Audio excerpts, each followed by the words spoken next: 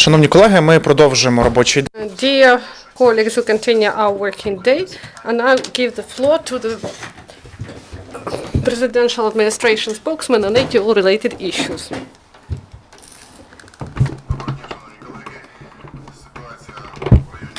Good afternoon, dear colleagues. The situation in the ATO area retains the signs of de-escalation. The militants carried out sporadic armed provocations with the use of small arms. Yesterday, Ukrainian negotiators reached new agreements in the framework of trilateral contact group in Minsk.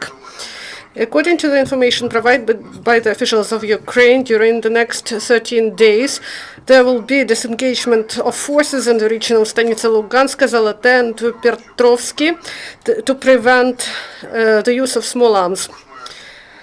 Also, all other previous agreements should be implemented as to full and sustainable ceasefire and the withdrawal of heavy weapons, including artillery and mortars.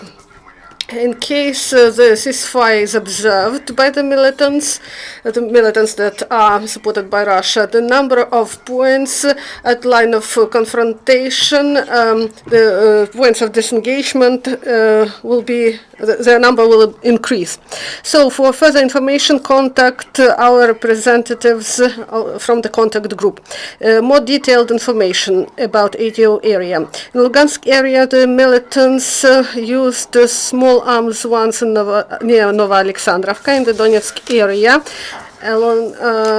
In the area, they observed ceasefire, excluding Avdiivka. There, the militants used small arms in the course of provocation that were from 2 p.m. till 11 p.m.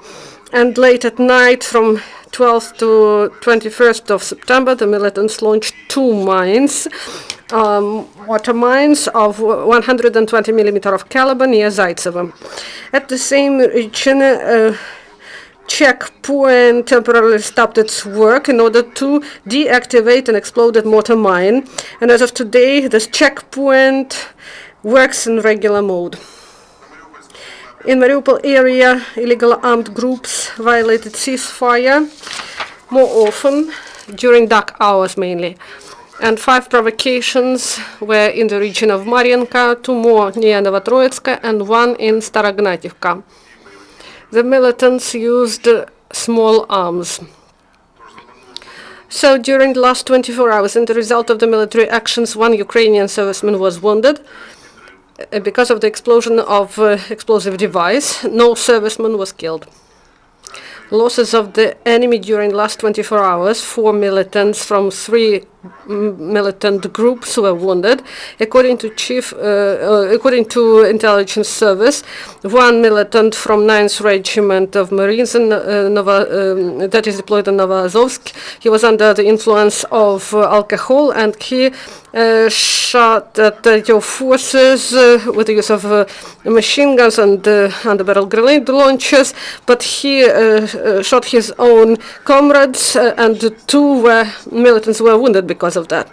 So psychological state of forces of the enemy deteriorates because of difficult weather conditions. The militants of 28th Detached Motorized Brigade of the Armed Forces of Russia live in field tents despite autumn showers, and they are not satisfied with the situation, and they set their tents on fire. And because of this, 20 tents burned down.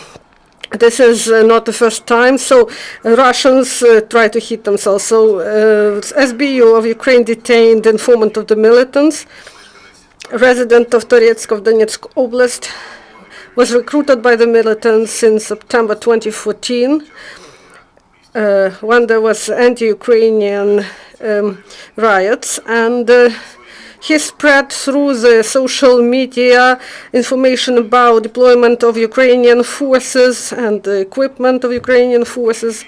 In Dnipro, National Guardsmen were trained how to counteract terrorism and how to free hostages. The majority of servicemen who took part in this training have real experience on the battlefield. That's why they show their skills. They're really great. So also there is training 3 days in the field for National Guardsmen. They will be trained in communication and will provide the defense and support of this locality. Do you have questions?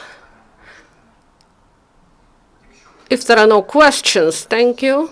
This is the end of press conference. Dear colleagues, our next event is at 1 p.m.